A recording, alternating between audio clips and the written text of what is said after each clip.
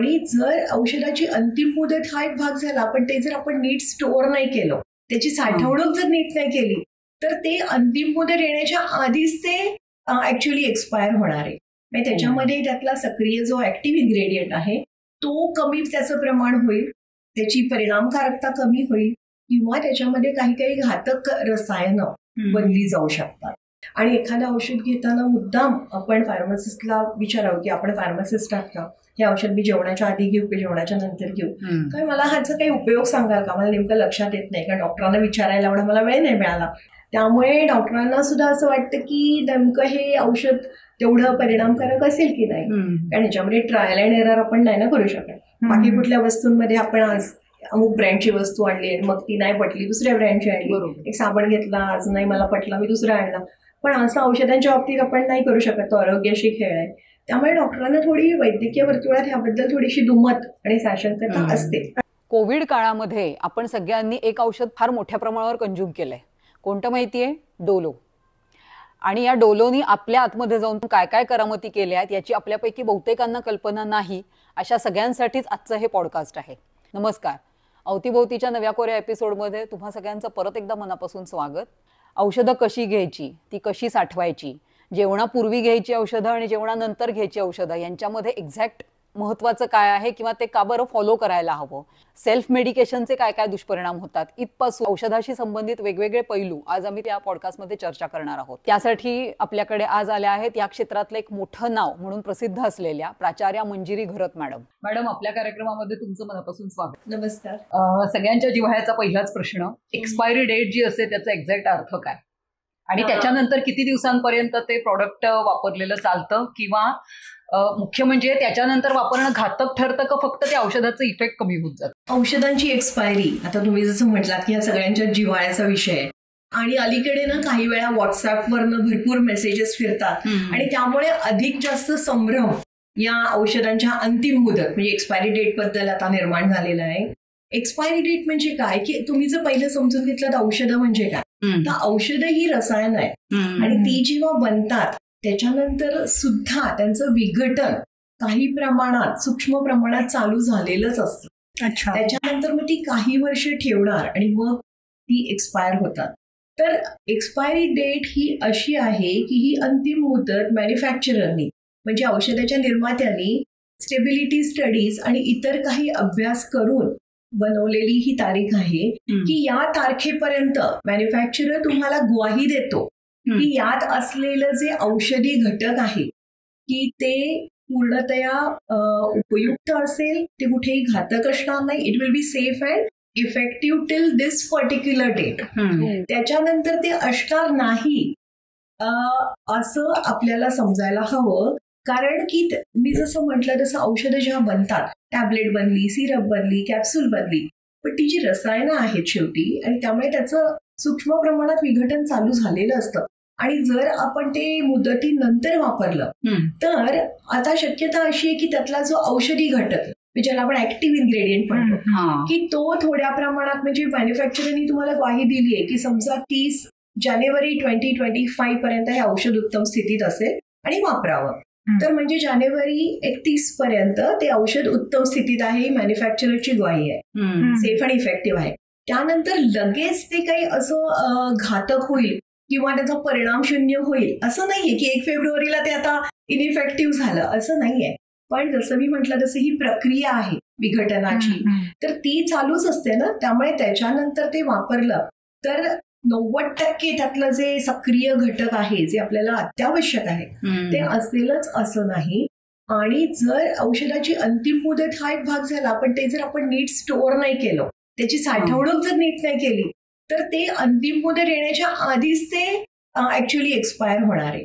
म्हणजे त्याच्यामध्ये त्यातला सक्रिय जो ऍक्टिव्ह इन्ग्रेडियंट आहे तो कमी त्याचं प्रमाण होईल, त्याची परिणामकारकता कमी होईल, किंवा त्याच्यामध्ये काही काही घातक रसायनं बनली जाऊ शकतात, किंवा जंतूंची लागण होऊ शकते, असं काहीही होऊ शकतं. तर त्यामुळे एकतर औषधांची अंतिम मुदत पाळणं हे सध्या अत्यावश्यक आहे. की आपण जर असं म्हटलं नाही काय नाही होत, नंतर 2 महिन्यांनी मी वापरले या गोळ्या, मला काही नाही झालं, तो शक्य आहे ना, काही होणार नाही, तर कदाचित ते व्यवस्थित सेफच असेल.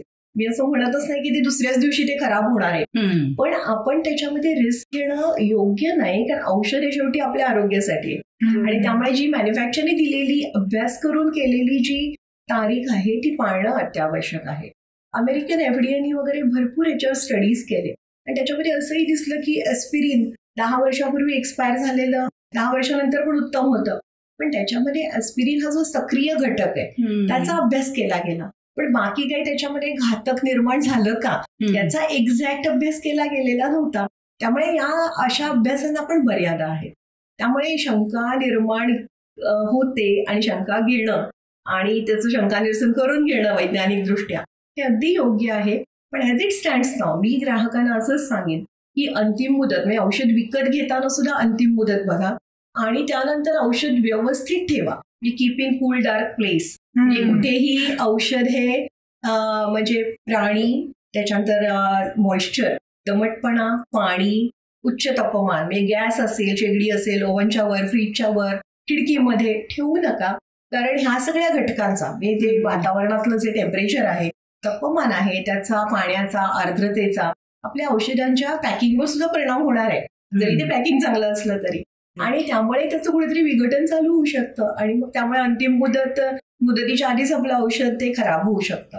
आणि विशेषतः आपल्याला खूप सवय असते आपल्या घरामध्ये की खिडकीत औषधं ठेवायची. आता जर तुम्ही अँटीबायोटिकच्या स्ट्रिप्स किंवा व्हिटॅमिन्स वगैरे जर खिडकीत ठेवलीत, व्हिटॅमिन सी खिडकीत ठेवून बघा ना, थोड्या दिवसात त्याचं पिघळलेलं असेल स्ट्रिप्स, तर हे आपल्याला हे करणं योग्य नाही. आणि आयड्रॉप्स वगैरे सुद्धा असतात ना, तर आयड्रॉप्सला तर 2 अंतिम मुदती असतात. मॅन्युफॅक्चररनी दिलेली अंतिम मुदत तर आहेच. मी समजा आता परत उदाहरण घेऊ की माझे काही आयड्रॉप्स आहेत तर ते जानेवारी 2025 ला एक्सपायर होणार आहेत, बरोबर. तर ठीक आहे, म्हणजे 31 जानेवारी 2025 पर्यंत मी वापरू शकते. पण समजा मी ते डिसेंबरमध्ये उघडलं, ओके, तर ते 1 महिन्याच्या आतच वापरायचं असतं. मग तेव्हा ती त्याची जानेवारी 2025 आपण फॉलो करून चालणार नाही. मी आज जर औषध उघडलं तर त्याच्यानंतर 1 महिन्याच्या आत हे आयड्रॉप्स वापरायचे असतात. कारण आयड्रॉप्स आपण प्रत्येक वेळी उघडणार, डोळ्यात घालणार, त्याचा हवेशी संपर्क येणार, म्हणजे जंतूंशी संपर्क येणार, आर्द्रतेशी संपर्क येणार आणि त्यामुळे कुठेतरी तिथे आयड्रॉप्स मध्ये जंतूंची लागण चालू होऊ शकते. आणि डोळा हा अतिशय संवेदनशील अवयव आहे आणि त्यामुळे आणि आयड्रॉप्स मध्ये प्रिझर्वेटिव्ह फार कमी प्रमाणात घातलेले असतात. आणि पुन्हा हाच मुद्दा की डोळा खूप संवेदनशील आहे, तर प्रिझर्वेटिव्हचं प्रमाण जास्त असेल तर डोळ्यांना इजा होऊ शकते. तर त्यामुळे अंतिम मुदत आपण याची काळजी करणं आणि ते विकत घेताना सुद्धा औषध अंतिम मुदतीच्या आतलं आहे की नाही बघणं हे दोन्ही आवश्यक आहे. आणि मला वाटतं सगळ्याच ग्राहकांनी फॉलो करावं, कारण शेवटी औषधही आपल्या आरोग्यासाठी. त्या बाबतीत आपण अधिक निष्काळजी असता कामा नये. नक्कीच कॉस्मेटिक्सना पण एक्सपायरी डेट्स असतात, म्हणजे त्यांच्या याच्यावर लेबलवर तर टाकलेली असते. आता कसं होतं, लिपस्टिक वगैरे ही जी आहे ना, औषधं तरी तुम्ही रेग्युलरली घेतात, लिपस्टिक प्रत्येक वेळेला अगदी कमी कमी संपते. तुम्ही अगदी रोज जरी अप्लाय केली तरी. मग त्या केसमध्ये समजा वर्षभरानंतर एक्सपायरी आहे माझ्या लिपस्टिकची आणि मी आता नवीन घेतलेलं आणि ती बऱ्यापैकी मोठी आहे, तिची कांडी आहे ती, आणि ती निम्मी पण नाही संपली. मग या बाबतीत तुम्ही काही असं सजेस्ट कराल का? कारण नंतर मग आता आपण बोललो त्याच्याप्रमाणे नंतर वापरणं तर योग्य नाही, कारण परत ओठांशी तिचा हे आहे, म्हणजे संपर्क रिस्कीच आहे. पण मग हे कसं टॅकल करायचं? मग घेतानाच आता छोटी घेणं वगैरे असं? ऍक्च्युली आपण तारतम्य वापरून घेतानाच औषधं काय किंवा ते कॉस्मेटिक्स काय ही आपण कमीत कमी घ्यावीत. आणि त्याची सुद्धा अंतिम मुदत आहेच. आणि कॉस्मेटिक्समध्ये पण वेगवेगळी रसायनं वापरलेली असतात. इनफॅक्ट क्रीम्स वगैरे मध्ये भरपूर प्रमाणात रसायनं आहेत की जी हवेच्या संपर्कात आल्याने ती खराबही होणार आहे, त्यासाठी अंतिम मुदत पाळणं आवश्यकच आहे. तर आपण लिपस्टिक सुद्धा, म्हणजे अगदी लिपस्टिक आहे, क्रीम्स आहेत, टोनर्स आहेत, त्या सगळ्याला 1 ते 2 वर्ष, कधी 3 वर्ष अशी एक्सपायरी असते. त्यामुळे ती आपण पाळणं हे मला वाटतं योग्य राहील. आणि त्यामुळे आपण भारंभार, आता आपल्याकडे कसं आहे माहिती की आपण बाजारात जातो, ऑनलाईन आपल्याला एवढं मिळत असतं, तर भारंभार वेगवेगळे क्रीम्स, वेगवेगळ्या बाटल्या आपण जमवतो आणि मग आपल्याला त्याचा त्रास होतो की अरे बापरे, हे माझं एक्सपायर झालं, माझे पैसे फुकट गेले, मी वापरते, जाऊ दे. तर त्याच्यापेक्षा घेतानाच थोडंसं जर आपण भान ठेवून घेतलं ना या गोष्टीचं तर, आणि इम्पल्सिव्ह बाईंग जरा कमी केलं तर मला वाटतं ते योग्य असेल आपल्यासाठी पण. आणि औषधांच्या बाबतीत सुद्धा जसं तुम्ही मला विचारलं अंतिम मुदत, तर आजकाल लोकांना ना स्वतःच्या मनाने औषधं घ्यायची खूप सवय, आणि मग ती कधीतरी थोडीशी वापरली जातात आणि ठेवली जातात.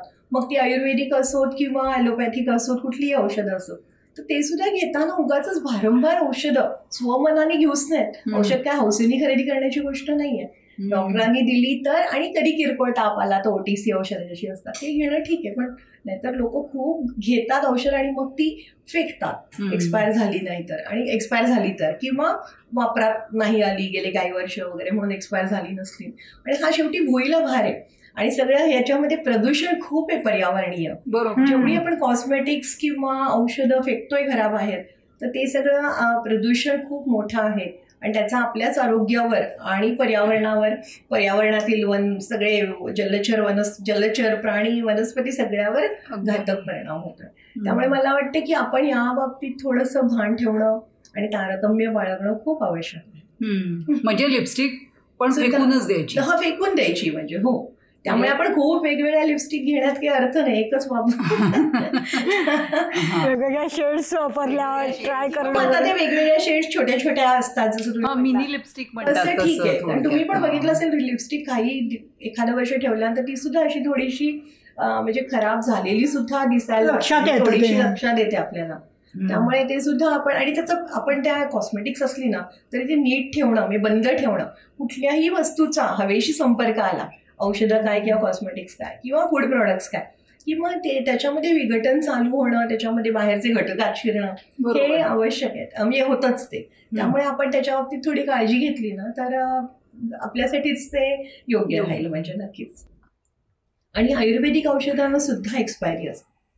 अच्छा, पण ती कुठे, म्हणजे आता नाही लिहिलेली असते. आता त्याच्यामध्ये कसं आहे की अर्थात बेसिकली म्हणजे जे डॉक्टर्स, म्हणजे आयुर्वेदिक वैद्य जे आहेत त्यांच्याकडे जर तुम्ही गेला तर त्यांच्याकडची औषधं देतात. आणि ती कशी असतात की तुम्ही महिनाभरात संपवायची असतात, 2 महिन्यात संपवायची असतात. त्यामुळे तिथे अंतिम मुदतीचा मुद्दा. पण म्हणजे हा जो एक समज आहे आयुर्वेदिक घे काही होत नाही असं नाहीये. नाही, आयुर्वेदिक औषधांना सुद्धा दुष्परिणाम आहेत, साईड इफेक्ट्स आहेत, अंतिम मुदत सुद्धा आहे. आणि ती अंतिम मुदत लिहिण्याचं आता कायद्याने पण बंधनकारक आहे. तर आयुर्वेदिक औषधांवर, आयुर्वेदिक औषधांच्या पॅकेजिंगवर जर तुम्ही लेबल बघितलं तर त्याच्यावर सुद्धा 3 वर्ष ते 5 वर्ष वगैरे अशी अंतिम मुदत लिहिलेली असते. म्हणजे तुम्ही साधी नेहमीची अडुळसाचं खोकल्याचं औषध बघा, कुटजारिष्ट सारखं आपण घरात वापरलं जातं, त्याच्यावर सुद्धा अंतिम मुदत आहे. कारण शेवटी त्याच्यामध्ये काही अल्कोहोल आहे, काही औषधी इन्ग्रेडियंट्स आहेत जे वनस्पतीजन्य असले तरी सुद्धा ते रसायनच आहेत ना. वनस्पतीमधनं सुद्धा जी आपण औषधं तयार केली आयुर्वेदिक, ती सुद्धा रसायनच आहेत. त्यामुळे त्यांचा हवा, मॉइश्चर यांच्याशी संपर्क आला की ती खराब होण्याची प्रक्रिया चालूच होणार आहे. ओके. जेनेरिक औषधं जी असतात ती आणि ब्रँडेड, म्हणजे जे सिप्ला किंवा बाकीच्या ज्या काय ब्रँड्स आहेत मेडिसिन मधल्या, तर त्याच्यामध्ये नेमका काय फरक आहे? म्हणजे मुळात आता जेनेरिक औषधं ही संकल्पना आपल्याला समजून घ्यायला लागेल की, आणि ब्रँडेड औषधं म्हणजे एखादी कंपनी जेव्हा औषधांची निर्मिती करते जे पूर्णतया नवीन असतं, त्याच्यामध्ये कदाचित 8-10 वर्षाचा कालावधी जातो नवीन औषध निर्मिती करताना. त्याच्यामध्ये कंपनी भरपूर आर्थिक गुंतवणूक करते, मॅनपॉवरही खूप लागते, आणि या सगळ्यानंतर त्यांच्या औषधाला मान्यता मिळते अन्न आणि औषध प्रशासनाकडनं, आणि ते मार्केटमध्ये येतं. तर हा जो त्यांचा आर्थिक काल, म्हणजे गुंतवणूक आणि कालावधीची गुंतवणूक असते, त्याच्यामुळे जेव्हा त्यांना ती मान्यता मिळते तेव्हा ते पेटंटसाठी अप्लाय करतात. पेटंट म्हणजे स्वामित्व हक्क. मग त्यानंतर त्यांना 15 वर्ष, 17 वर्ष, 20 वर्ष असा हा स्वामित्व हक्क पेटंट ऑफिस बहाल करतं. म्हणजे की समजा तू जर काय एखादं औषध निर्मिती केलीयस, तुला पेटंट मिळालंय, तर फक्त तूच त्याचं उत्पादन पुढचे 17 ते 20 वर्ष करू शकतेस. बाकी सगळ्या कंपन्या उत्सुक असतील बनवण्यासाठी, स्पर्धक तुझे, पण त्यांना आता ती परवानगी नाही आणि तू ते बनवू शकतेस. मग तू आता एवढी गुंतवणूक आधी केली होतीस आणि आता तुला हे शेवटी मान्यता मिळाली एवढ्या मेहनतीनंतर, मग तू त्याची किंमत बऱ्यापैकी जास्तच लावणार. त्यामुळे त्याला म्हणतात तो इनोव्हेटर ब्रँड. मी तू बनवलेला ब्रँड तो इनोव्हेटर ब्रँड. तो इनोव्हेटर ब्रँडची किंमत ही जास्तच असणार. कधीपर्यंत? तो स्वामित्व हक्क म्हणजे पेटंट संपेपर्यंत.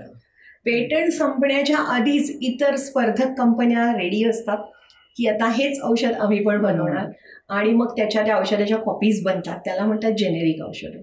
म्हणजे ती त्या इनोव्हेटर ब्रँड सारखीच असतील, पण ती आता स्वामित्व हक्क संपल्यामुळे अनेक कंपन्या ती बनवणार आहेत. पुन्हा त्या ज्या स्पर्धक कंपन्या आहेत त्यांना परत रिसर्च अँड डेव्हलपमेंट करायची एवढी गरज नाहीये ना, संशोधन करायची गरज नाही, कारण ऑलरेडी संशोधन करून ते औषध बाजारात आलंय. ते त्यांच्या फॉर्म्युलेशन मध्ये थोडाफार फेरफार करून ते आणतील बाजारात. तेव्हा त्यांना तेवढी आर्थिक गुंतवणूक नाही, त्यामुळे त्यांना ते स्वस्तात विकणं शक्य आहे. त्यामुळे जेनेरिक कॉपीज ह्या नेहमी स्वस्त असतात ब्रँडेड औषधापेक्षा. तुलनेत जर आपण बघितलं, ही व्याख्या ही जेनेरिकची एक झाली, आणि ही दोन्ही औषधं गुणवत्तेच्यासाठी म्हणजे सेफ आणि इफेक्टिव्ह दोन्ही असायलाच हवीत, कारण दोन्हीला FDA ची मान्यता असते. जेनेरिकला पण जेनेरिक कुठलंही औषध जे मार्केटमध्ये येतं त्याला अन्न आणि औषध प्रशासनाचं मान्यता असते तेव्हाच ते येतं. फक्त आता जेनेरिकचा दुसरा अर्थ असा की समजा उत्पादकांनी X असं नाव दिलं औषधाला, एका सिरपला, तर जेनेरिकचा दुसरा अर्थ असा की त्या समजा त्या X मध्ये पॅरासिटामॉल असेल, जे आपण तापासाठी अंगदुखी डोकेदुखीसाठी घेतो. मी जर ते औषध पॅरासिटामॉल सिरप म्हणून जर बाजारात आणलं तर ते जेनेरिक आहे. म्हणजे मी त्याला X नाही म्हटलं. X म्हटलं म्हणजे काय की उत्पादकांनी नाव दिलं त्याला, व्यापारी नाव, ब्रँडेड नाव, ते ब्रँडेड नाव झालं. आणि हे पॅरासिटामॉल सिरप हे जेनेरिक झालं. तर म्हणजे जेनेरिकचे दोन अर्थ आहेत. एक तर ऑफ पेटंट औषधं किंवा पेटंटच्या बाहेरची औषधं की ती आता जुनी झाली, आता कोणीही ते बनवू शकतं म्हणून ती स्वस्त. आणि दुसरं म्हणजे त्याला व्यापारी नाव न देता त्याच्या मूळ नावाने, जे रासायनिक नाव आहे त्याचं, त्या नावानेच औषध बाहेर आणलं की त्यामुळे व्यापारी नाव असलं की कसं कंपनीला खर्च करायला लागतो ना आता ब्रँडसाठी, ब्रँड प्रमोशनसाठी. मग इथे तर तो प्रश्नच येत नाही, त्यामुळे सुद्धा ती औषधं स्वस्त असा हे त्याचे नैसर्गिक हे त्याचे कन्सेप्ट आहेत जेनेरिक औषधांचे. आता भारतामध्ये जेनेरिक औषधं ही दोन्ही तुम्ही व्याख्या लावल्या आपल्या पूर्ण मार्केटला, 1 लाखापेक्षा जास्त फॉर्म्युलेशन्स आपल्या मार्केटमध्ये आहेत. त्यातली 5% औषधं ही अशा जेनेरिक संकल्पनेत बसणारी आहे. कारण भारत हा एक असा युनिक देश आहे की ज्याच्यामध्ये आपल्याकडे इनोव्हेटर ब्रँड्स आहेत, त्याचप्रमाणे कंपन्यांनी जेनेरिक म्हणून जे बनवलंय त्याला सुद्धा व्यापारी नावं दिलेली आहेत. म्हणजे शेवटी ती ब्रँडची स्पर्धा आहे. काही जुने नामवंत ब्रँड्स आहेत, काही नवीन व्यापारी नावं दिलेली कंपन्यांनी आणलेली औषधं आहेत, आणि काही कमी किमतीचे, काही जास्त किमतीचे. तर म्हणजे मूळ जेनेरिकच्या आता सध्या भारतामध्ये डायबिटीसवरची काही नवीन औषधं, कॅन्सरवरची काही नवीन औषधं किंवा काही बायोलॉजिकल प्रॉडक्ट्स, हे सगळे पेटंट खालचे आहेत आणि ती खरोखरच खूप महाग आहेत कारण ती पेटंट खाली आहेत म्हणून. बाकीची सगळी औषधं, आपलं मार्केट सगळं जुन्या औषधांनीच भरलेलं आहे, पण त्याच्यामध्ये पण सगळ्यांनाच जवळजवळ व्यापारी नावं आहेत. तुम्ही मार्केटमध्ये गेलात तर त्या मूळ नावाने औषध मिळणं फार कमी वेळा तुम्हाला दिसेल. प्रत्येक वेळी तुम्हाला व्यापारी नाव दिलेलं असेल. शेवटी हे सगळं ब्रँड्सचं युद्ध आहे. पण त्याच्यामध्ये इनोव्हेटर ब्रँड आणि हे ब्रँडेड जेनेरिक्स म्हणतात ते आहेत, आणि मग थोडे अगदी प्युअर जेनेरिक्स आहेत असं आहे. आणि त्याचं कमी किंमत जास्त किंमत असेच आहेत. आता हे जे जेनेरिक्स आहेत म्हणजे ब्रँडेड जेनेरिक्स म्हणतो आपण किंवा प्युअर जेनेरिक्स, ते जेव्हा मार्केटमध्ये येतात तेव्हा म्हटलं तसं कंपनीला संशोधन नाही करायला लागत, आणि त्यांना काही टेस्टिंग, काही प्रकारचे टेस्टिंग म्हणजे बायो अवेलेबिलिटी, हे औषध रक्तात किती प्रमाणात पोचलं वगैरे, या काही टेस्ट बंधनकारक नाहीयेत, ज्या आता हळूहळू शासनातर्फे बंधनकारक होत आहेत. म्हणजे त्यांचा फॉर्म्युला जर योग्य असेल तर त्यांना लायसन्स मिळतं, कारण ते सिद्ध झालेलं आहे ना ते औषध गुणवत्ता त्याची आहे म्हणून. पण त्यामुळे पण नेमकं त्यांचं बायो अवेलेबिलिटी किती आहे वगैरे हे अजून अभ्यास बंधनकारक नाही आहेत जेनेरिक औषधांना. ते आता काही काही प्रकारच्या औषधांना केलं जात आहे. त्यामुळे कसं होतं की जेनेरिक औषधं वापरावी की नाही याबद्दल खूप साऱ्या वैद्यकीय वर्तुळात त्यांना सुद्धा थोड्या शंका असतात, कारण त्यांनी वापरलेले वर्षानुवर्षाचे ब्रँड, त्याचे क्लिनिकल रिझल्ट त्यांना खूप चांगले आलेले असतात. आणि आता जी खूप स्वस्त औषधं जर मिळत आहेत समजा, तर ती वापरताना त्यांना थोडासा संदेह निर्माण होतो, आणि मग त्याचे जर चांगले रिझल्ट आले तर त्यांना विश्वास बसतो. तर जर सगळ्या या जेनेरिक औषधांना बायो अवेलेबिलिटी किंवा तत्सम अभ्यास म्हणजे स्टडीज, टेस्टिंग हे जर मॅन्डेटरी झालं तर मग त्यातनं ती ताऊन सुलाखून निघाली तर मग सगळ्यांनाच त्याच्याबद्दलचा विश्वास वाढेल. पण आजकाल मला असं म्हणायचं नाही की जेनेरिक औषधं आता बाजारात जी मिळतात किंवा जी खूप 90% डिस्काउंट 80% डिस्काउंट, हे डिस्काउंटचं वॉर हे सुद्धा भारतातच जास्त आहे. हे बाहेरच्या देशांमध्ये इतकं काही दिसत नाही. आणि ग्राहक सुद्धा त्या डिस्काउंटच्या पाठी खूप जातो की आपण एखाद्या मॉलमध्ये जातो आणि पॉपकॉर्न पण 400 रुपयाचं घेतो, पण औषध घेताना मात्र आपल्याला डिस्काउंट पाहिजे असा आग्रह असतो. ही कुठेतरी मनोधारणा चुकीची आहे, मानसिकता. कारण आपण आपल्या आरोग्यासाठी खर्च करताना आपण त्याच्या नुसत्या किमतीसाठी नाही, पण त्याची सेफ्टी, त्याची गुणवत्ता यासाठी अधिक जागरूक असायला हवं. कारण ते आपल्या आरोग्यावर थेट परिणाम करणार आहे, आपल्या जीवाशी खेळ आहे. तर उगाच डिस्काउंटच्या मागे सुद्धा लोकांनी जाऊ नये. जेनेरिक औषधं घ्यायला काहीच हरकत नाही. मी आत्ता जी आपल्याकडे सो कॉल्ड जेनेरिक्स आहेत, पण मी असं सांगेन की केवळ ती स्वस्त आहेत म्हणून त्याच्या मागे जाऊ नका. तुम्ही तुमच्या डॉक्टरांना विचारून, समजा आता मधुमेह आहे, उच्च रक्तदाब आहे, तर पेशंटला समजा स्वस्त औषध घ्यायचे मग तो जेनेरिकच्या दुकानात गेला, त्यांनी जरूर घ्यावं, पण डॉक्टरांना विचारून घ्यावं की डॉक्टर तुम्ही मला अमुक ब्रँड लिहून दिला होता, पण मला ते जरा महाग वाटतंय, मला या दुकानात इकडे इतकं स्वस्त मिळते, मी घेऊ ना. आणि जर त्यांनी ब्रँड बदलला अशा प्रकारे, डॉक्टरांनी न दिलेला ब्रँड त्यांनी दुसरा घेतला, तर डॉक्टरांना विचारून घ्यावं. काही प्रिस्क्रिप्शन औषध आहेत ना, विविध मधुमेह, उच्च रक्तदाब वगैरे स्वतःच्या मनाने घ्यायची नाही, तरी डॉक्टरांना विचारून ब्रँड बदलून घ्यावा. आणि त्याचा आपल्याला उपयोग होतोय की नाही हे बघण्यासाठी जरा स्वतःवर नजर ठेवावी. की कधी कधी लोकांना असा अनुभव येतो की काही घेतली औषधं आणि त्याचा काही परिणामच दिसला नाही, तर डॉक्टर जे सांगतात फॉलोअपला जावं, किंवा काय BP चेक करा, किंवा काय ब्लड टेस्ट करा, हे सगळं करावं, म्हणजे आपल्याला रिझल्ट मिळतात ना कळेल ना, आणि मग तुम्ही ते कंटिन्यू पण करू शकता. त्यामुळे सरसकट असं कुठलंही विधान आपण करत नाही की जेनेरिक औषधं चांगली नाही, असं अजिबात नाही. कारण आजकाल जी महागडी औषधं असतात त्यात सुद्धा कधी कधी त्यांची गुणवत्ता सुद्धा कमी आढळते. म्हणजे असं जेव्हा टेस्टिंग होतं FDA तर्फे, नॉट ऑफ स्टँडर्ड क्वालिटी, म्हणजे योग्य क्वालिटीची नाही, तर बारीक बारीक त्याच्यामध्ये काही मिस्टेक्स फॉल्ट्स असतात, असं जे अभ्यास होतात त्याच्यामध्ये नॉट ऑफ स्टँडर्ड क्वालिटी, मोठ्या कंपन्यांचे मोठे ब्रँड सुद्धा कधी कधी दिसतात आणि छोट्या कंपनीची सोकॉल्ड जेनेरिक्स पण दिसतात. त्यामुळे असं आपण सरसकट विधान करणं योग्य नाही. तर जेनेरिक घ्यायला काही हरकत नाही, पण जिकडे ज्या दुकानांमध्ये फार्मासिस्ट आहे त्या दुकानात जाऊनच औषधं घ्यावीत. जर ती प्रिस्क्रिप्शन औषधं असतील तर डॉक्टरांना विचारूनच घ्यावी.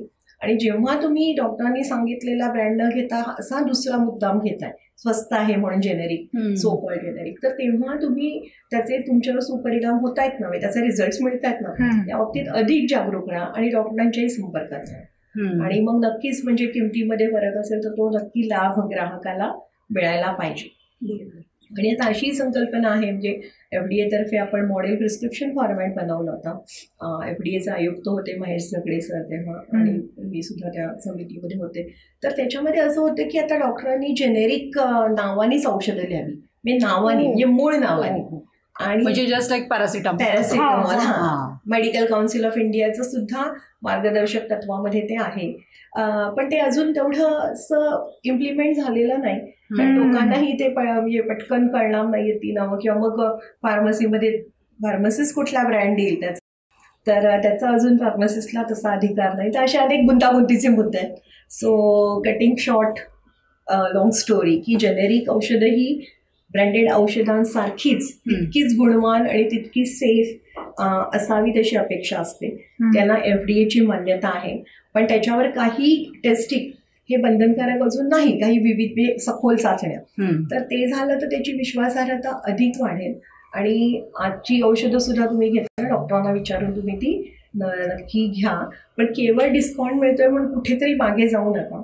ऑनलाईन औषधं खरेदी करताना पण खूप सावध राहा. कारण तुम्ही आज बाजूच्या दुकानात गेलात आणि औषध घेतलं आणि काही तुम्हाला परिणाम, म्हणजे चांगले परिणाम नाही दिसले किंवा काय घातक परिणाम वाटले, तर तुम्ही संपर्क करू शकता फार्मसीशी, ते बिल असतं तुमच्याकडे.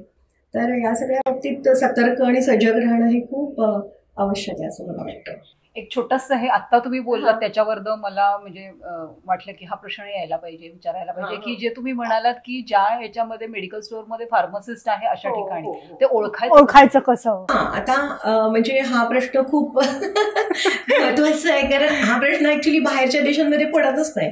कारण फार्मसीमध्ये तुम्ही गेलात तर एक छान पांढरा कोट घातलेला, व्हाईट एप्रन घातलेला फार्मासिस्ट, आणि तिथे त्याच्या नावावर त्याचा बिल्लाही असतो तिकडे लावलेला, नेम बॅच असतो की रजिस्टर्ड फार्मासिस्ट त्याचं नाव. तर आपल्याकडे हे चित्र अजून काही सर्वसामान्य कॉमन झालेलं नाहीये. जरी आम्ही वेगवेगळ्या माध्यमामधून फार्मासिस्टचं ट्रेनिंग करताना सुद्धा आम्ही सांगतो की बघा, तुम्हाला दुकानामध्ये तुमचं वेगळेपण, लोकांना फार्मासिस्ट हा आयडेंटिफाय व्हायला पाहिजे. तुम्ही एक आणि तुमचे सहाय्यक असिस्टंट याच्यामध्ये फरक दिसला पाहिजे. तर तुम्ही काही दुकानांमध्ये गेलात तर फार्मासिस्ट एप्रन घालतो, पण अशी फार कमी दुकान आहेत आज. तर फार्मासिस्टनी एप्रन घालणं आवश्यक आहे. ते आयडेंटिफिकेशन चांगलं होईल. दुसरं म्हणजे आपण ग्राहक म्हणून जेव्हा जातो तेव्हा आपल्याला हक्क आहे, मला हे सगळ्यांना सांगायचंय की आपण जर ग्राहक म्हणून जर सतर्क असलो तर पूर्ण सिस्टीम सुधारायला खूप मदत होते. तर आपण दुकानात गेल्यानंतर आधी तिकडे म्हणजे भिंतीवर फार्मासिस्टचं रजिस्ट्रेशन, लायसन्स सगळंच लावलेलं असतं. तेही आपण काय एवढं बारीक वाचणार नाही, पण असतं. लायसन्स्ड फार्मासिस्टच्या दुकानच आहेत आपल्याकडे, म्हणजे तसं कुठेच काही प्रॉब्लेम नाही. पण पूर्ण वेळ फार्मासिस्ट असतो का नाही हे विचारण्याचा आपल्याला हक्क आहे. आणि एखादं औषध घेताना मुद्दाम आपण फार्मासिस्टला विचारावं की आपण फार्मासिस्ट आहात का, हे औषध मी जेवणाच्या आधी घेऊ की जेवणाच्या नंतर घेऊ, काय मला ह्याचा काही उपयोग सांगाल का, मला नेमकं लक्षात येत नाही, कारण डॉक्टरांना विचारायला एवढा मला वेळ नाही मिळाला. डॉक्टरांकडे भरपूर गर्दी असते, त्यामुळे एवढं विचारायची. तर आपणच जर 4 प्रश्न विचारले तर फार्मासिस्ट सुद्धा सतर्क होणार आहे की ग्राहक आज मला विचारतात आणि मला हे सांगणं आवश्यक आहे. बाहेरच्या देशांमध्ये म्हणजे फार्मासिस्ट हा डॉक्टर आणि रुग्ण यांच्यातला खूप मोठा दुवा आहे आणि तो पेशंट काउन्सिलर आहे, रुग्णाचा समुपदेशक आहे. आणि आज आपल्याकडे जी सिस्टीम आहे, आपल्याकडे 10 लाखाहून जास्त औषध दुकान आहेत भारतात. तर आपल्याकडे जी स्थिती आहे फार्मासिस्टची की जे आपण त्यांना जास्त करून औषध दुकानदार, केमिस्ट, मेडिकलवाला असंच म्हणतोय है ना. तर ते काय त्यांचा स्वतःचा वैयक्तिक दोष नाहीये. आपल्या शिक्षण, आपल्या कायद्याची अंमलबजावणी ह्या सगळ्यामध्ये आपण कमी पडलोय, त्यामुळे आजची ही स्थिती आहे. पण हळूहळू परिवर्तन घडत आहे. Chemist association, Indian pharmaceutical association, pharmacy council या सगळ्यांमार्फत फार्मासिस्टचे प्रशिक्षण चालू आहे. त्यांना त्यांच्या मूळ भूमिका जी आहे की तुम्ही रुग्णमित्र, तुम्ही रुग्ण समुपदेशक, औषधांचे एक्सपर्ट, तुम्ही मेडिसिन एक्सपर्ट, ते ह्या सगळ्यात जाणीवा त्यांच्या जागृत करून देणं आणि त्यांना त्यासाठी उद्युक्त करणं हे काम चालू आहे. पण कुठल्याही परिवर्तनाला खूप वेळ लागतो आणि आपला देश तर खूप मोठा वाढवी आहे आणि कमर्शियल खूप सारी स्पर्धा पण आहे मेडिकल शॉप्समध्ये. तर बाजूबाजूलाच असतात, तुम्ही बघता. त्यात आता ऑनलाईन आहे, चेन्स आहे, डिस्काउंट वॉर आहे. त्यामुळे आपण जरी त्यांना फार्मासिस्टना खूप सांगितलं आणि फार्मासिस्टनी खूप प्रयत्न केला तरी शेवटी ग्राहकांची साथ हवी, की ग्राहकांनी त्यांना साथ द्यायला हवी हे प्रश्न विचारून. आणि शेवटी बिझनेस पण त्यांच्यासाठी महत्वाचा आहे. तर ते सुद्धा दोन्ही बाजू आपल्याला बघायला लागतील. पण फार्मासिस्ट विचारणं हे तुमचा हक्क आहे आणि तो तुम्ही बजावू शकता. अच्छा, अजून मला एक असा प्रश्न इथे विचारायचा आहे की ज्यावेळेला जेनेरिक औषधं आपण हे करतो तर ना बऱ्याच वेळा असं लक्षात येतं की डॉक्टरच नाही म्हणतात जेनेरिक आहे का, मग नको. म्हणजे सगळेच डॉक्टर करतात असं माझं म्हणणं नाही, पण काही डॉक्टरना थोडंसं असे साशंक असतात त्या बाबतीत की हे द्यावं की नाही, किंवा तेच असं म्हणतात की त्याच्याबद्दल रिसर्च वगैरे झालेला नसतो, त्यामुळे आम्ही काय सांगू शकत नाही.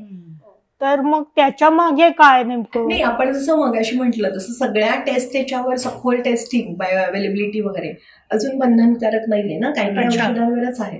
त्यामुळे डॉक्टरांना सुद्धा असं वाटतं की नेमकं हे औषध तेवढं परिणामकारक असेल की नाही, कारण ह्याच्यामध्ये ट्रायल अँड एरर आपण नाही ना करू शकत. बाकी कुठल्या वस्तूंमध्ये आपण आज अमुक ब्रँडची वस्तू आणली, मग ती नाही पटली दुसऱ्या ब्रँडची आणली, एक साबण घेतला, आज नाही मला पटला, मी दुसरा आणला. पण असं औषधांच्या बाबतीत आपण नाही करू शकत, तो आरोग्याशी खेळ आहे. त्यामुळे डॉक्टरांना थोडी वैद्यकीय वर्तुळात ह्याबद्दल थोडीशी दुमत आणि साशंकता असते. पण जसं मी मगाशी म्हटलं तसं की हे जर टेस्टिंग सगळं कंपल्सरी झालं आणि जेनेरिकची गुणवत्ता अगदी म्हणजे सिद्ध झाली, आहेतच ती गुणवत्तापूर्ण, सेफ आणि इफेक्टिव्ह, पण हा संभ्रम थोडा दूर करण्यासाठी जर असं टेस्टिंग मॅन्डेटरी झालं, बायो अवेलेबिलिटी वगैरे, तर मग प्रश्नच येत नाही काही. आज तुम्हाला गंमत वाटेल की एक फार्मास्युटिकल कंपनी सुद्धा त्यांचा जो जुना ब्रँड आहे नामवंत तो बनवते आणि मग जेनेरिकची रेंज पण बनवते, म्हणून ते ब्रँडेड जेनेरिक्स.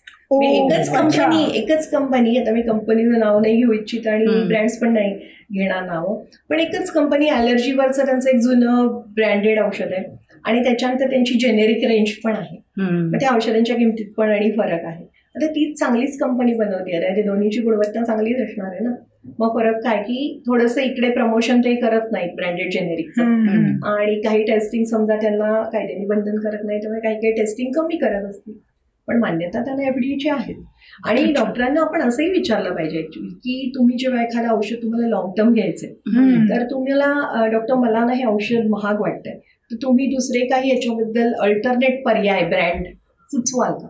तर मला असं वाटतं, आणि हे आम्ही पूर्वी प्रयत्न केले की मेडिकल प्रोफेशनल्सनी सुद्धा जर जाणून घेतलं की कुठले कुठले ब्रँड्सचे पर्याय आहेत मार्केटमध्ये उपलब्ध, तर मग त्यांनाही ब्रँड ए ब्रँड बी कदाचित लोकांना सांगता येईल. बरोबर, सगळेच गुणवत्तापूर्ण असले पाहिजेत, पण थोडासा प्राइसमध्ये फरक असेल तर मी सांगेन की समजा मी डॉक्टर आहे की तुला मी हा पण ब्रँड आहे, हा पण ब्रँड आहे, पण मी तुला पाहिजे तर ब्रँड बी लिहून देते.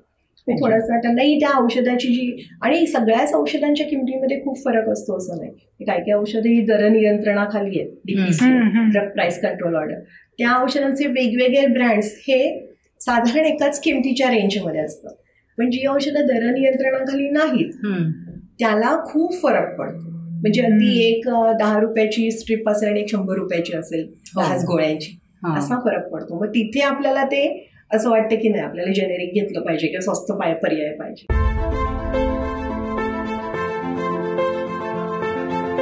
लोक आता आम्ही बघतो की त्यांना ना आठवड्यातनं 1-2दा अँटासिड घ्यायलाच लागतं. तर ते काय होतंय की त्यांची पचनक्रिया त्यांची ते बिघडवत आहेत, कारण अँटासिड काय करतं की ऍसिड तुमचं न्यूट्रलाइज करतं, आणि ऍसिड खूप जरुरी आहे आपल्या पोटामध्ये. जठरामध्ये जे ऍसिड आहे ते आपल्याला पचनासाठी पण आवश्यक आहे, आणि ती आपली डिफेन्स सिस्टीम आहे.